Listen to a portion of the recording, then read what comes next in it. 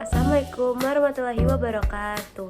Halo semuanya, perkenalkan nama saya Daval Seversania dari kelas A dengan NPM 052 Prodi Gizi Universitas Singapura Bangsa Karawang Angkatan 2023. Nah, pada kesempatan kali ini saya akan membahas video tentang pengalaman penggunaan cloud computing yang saya rasakan di kehidupan saya sehari-hari.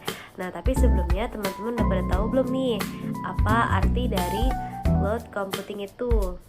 Nah, jadi cloud computing atau komputasi awan merupakan suatu layanan yang memungkinkan pengguna untuk menyimpan, mengelola, dan memproses data melalui internet, bukan di komputer lokal. Dengan cloud computing, kita dapat mengakses suatu aplikasi di mana saja dan kapan saja selama kita terhubung ke internet. Nah, hal ini dapat memudahkan kita untuk berkolaborasi serta mengurangi biaya infrastruktur. Setelah kita tahu apa arti dari cloud computing, kira-kira apa aja sih ciri-cirinya?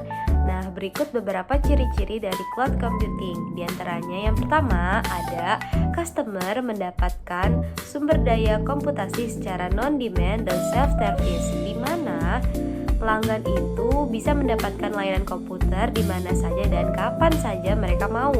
Nah, tanpa perlu menunggu bantuan dari si penyedia. Nah, pelanggan itu bisa ngatur sendiri nih apa yang mereka butuhkan.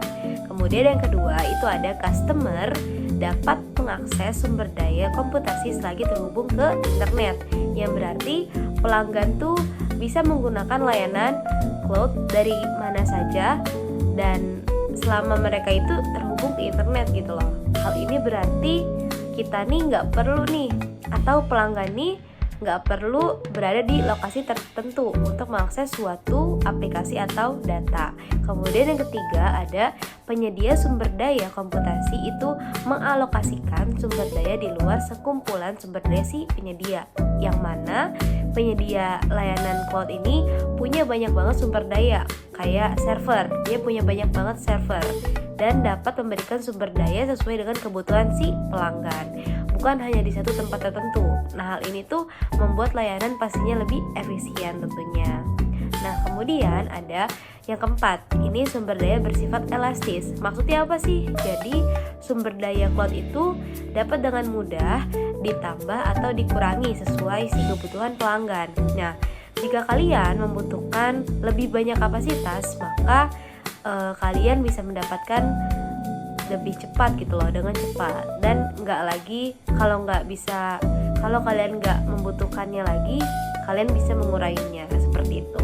Lalu yang kelima ada customer hanya membayar apa yang digunakan, jadi pay as you go. Jadi di mana pelanggan ini hanya membayar untuk sumber daya yang mereka gunakan gitu loh. Contohnya kayak tagihan listrik, jadi mereka itu menggunakan lebih sedikit, jadi biayanya itu yang dikeluarkan juga lebih rendah gitu. Jadi dengan begitu cloud computing ini kan jadi memberikan fleksibilitas dan juga kemudahan dalam menggunakan sumber daya komputer. Selanjutnya, cloud computing itu punya banyak sekali model layanan. Nah, apa aja sih kira-kira model layanan dari cloud computing? Jadi yang pertama itu ada IaaS atau Infrastructure as a Service, di mana mereka ini menyediakan infrastruktur dasar seperti server, penyimpanan, dan juga jaringan yang bisa diakses melalui internet. Nah, pelanggan itu dapat mengelola dan mengatur infrastruktur ini sesuai dengan kebutuhan mereka. Nah, contohnya itu kayak Amazon Web Service atau AWS, di mana Amazon ini menyediakan suatu server virtual dan penyimpanan. Kemudian ada juga Microsoft Azure, di mana mereka ini menawarkan berbagai sumber daya komputasi yang dapat disesuaikan. Lalu yang kedua ada PaaS atau Platform as a Service, di mana mereka ini memberikan suatu platform untuk mengembangkan, menguji, dan juga mengelola aplikasi tanpa perlu mengelola infrastruktur di belakangnya. Nah, hal ini tentunya memudahkan pengembang untuk fokus terhadap pembuatan aplikasi. Apa aja sih contohnya? Jadi contohnya itu ada Heroku. Heroku itu contohnya ada kayak memungkinkan pengembang ini membangun dan menghost aplikasi web dengan mudah. Lalu ada Google Map Agent, di mana mereka ini menyediakan lingkungan untuk mengembangkan suatu aplikasi tanpa harus mengolah server.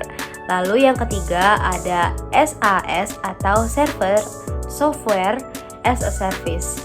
Jadi SaaS atau Software as a Service ini memberikan suatu akses kepada pengguna untuk menggunakan aplikasi melalui internet tanpa perlu menginstalnya di perangkat mereka. Nah, semua data dan aplikasi ini disimpan di cloud. Nah, contohnya ini sering kita pakai nih dalam kehidupan sehari-hari. Ada Google Workspace, di mana contohnya itu ada aplikasi seperti Google Email atau Gmail, Google Docs, dan juga hal-hal lain gitu loh yang bisa diakses secara online. Ada juga Salesforce, di mana platform ini tuh suatu manajemen hubungan pelanggan yang berbasis cloud. Nah, dengan memahami mode-mode layanan ini tentunya kita dapat memilih nih apa aplikasi yang paling sesuai dengan kebutuhan kita dalam menggunakan cloud computing. Oke, jadi selanjutnya ini merupakan beberapa pengalaman penggunaan aplikasi dan layanan cloud computing yang saya rasakan di kehidupan saya sehari-hari. Jadi yang pertama itu ada penyimpanan data. Contohnya itu kayak Google Drive. Nah, dengan Google Drive ini saya bisa menyimpan suatu file atau dokumen secara online.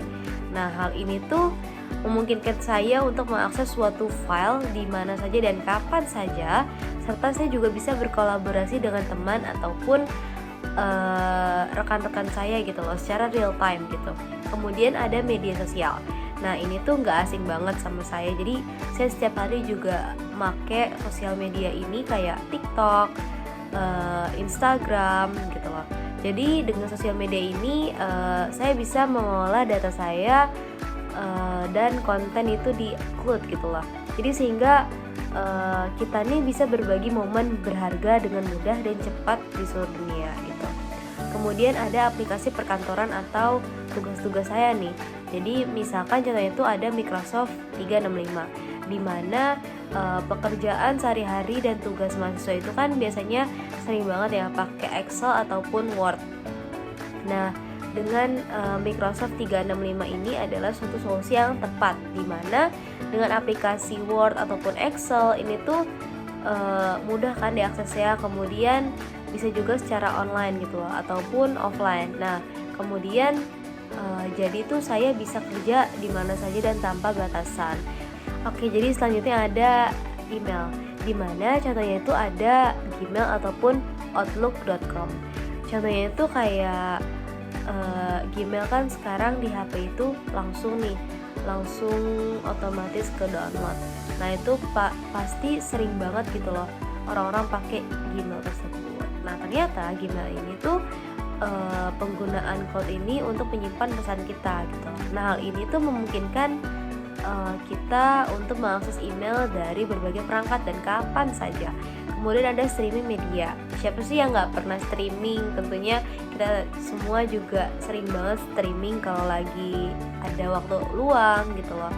Streaming kan kalau misalkan nonton bioskop kan terlalu jauh. Jadi orang-orang lebih milih streaming, lebih enak gitu loh, bisa tiduran di rumah. Nah, ada satu aplikasi nih contohnya untuk streaming kayak Netflix. Kemudian untuk Spotify juga saya sering banget pakai untuk dengerin lagu ketika saya di kos sendiri gitu loh, dengerin lagu. Nah, Netflix sama Spotify ini tuh ketika kita ada suatu liburan, aplikasi ini kan nawarin suatu layanan yang memudahkan kita untuk menikmati film, serial, dan musik di mana saja. Nah, hal ini tuh juga berkat infrastruktur si cloud ini. Kemudian ada e-commerce. Siapa sih yang nggak kenal e-commerce atau Shopee ataupun Tokopedia dan e-commerce online lainnya, yang mana dengan belanja itu online kita kan juga lebih mudah gitu loh untuk berbelanja, jadi nggak perlu datang ke suatu toko. Nah, hal ini juga memanfaatkan cloud untuk mengolah data, produk, dan transaksi, di mana hal itu membuat pengalaman berbelanja online jadi lebih cepat dan juga efisien tentunya. Kemudian ada komunikasi dan kolaborasi. Contohnya itu ada Zoom dan juga Google Meet. Ini dua aplikasi yang sering banget saya gunakan apalagi waktu zaman di COVID-19 melanda kemarin, tahun-tahun sebelumnya itu sangat berguna banget nih untuk belajar di pembelajaran jarak jauh. Dan semua ini tentunya berkat teknologi cloud yang mendukung infrastruktur mereka. Kemudian yang terakhir ada pendidikan. Di bidang pendidikan ini contohnya ada Google Classroom. Nah, Google Classroom ini memfasilitasi suatu interaksi antara pengajar dan juga siswa gitu loh secara online. Nah, jadi lebih mudah dan juga lebih efisien tentunya, apalagi belajarnya cuma dari rumah aja gitu. Nah, aplikasi-aplikasi ini tuh menunjukkan bagaimana cloud computing itu telah menjadi bagian dari kehidupan kita sehari-hari dengan tepat dan juga dapat meningkatkan efisiensi dan juga aksesibilitas, yang mana cloud computing itu telah mengubah cara kita bekerja, berkomunikasi, dan juga belajar. Nah, segitu dulu video yang saya sampaikan pada kesempatan kali ini. Terima kasih telah menyaksikan. Mari kita terus memanfaatkan teknologi untuk membuat hidup kita menjadi lebih mudah. Terima kasih. Wassalamualaikum warahmatullahi wabarakatuh.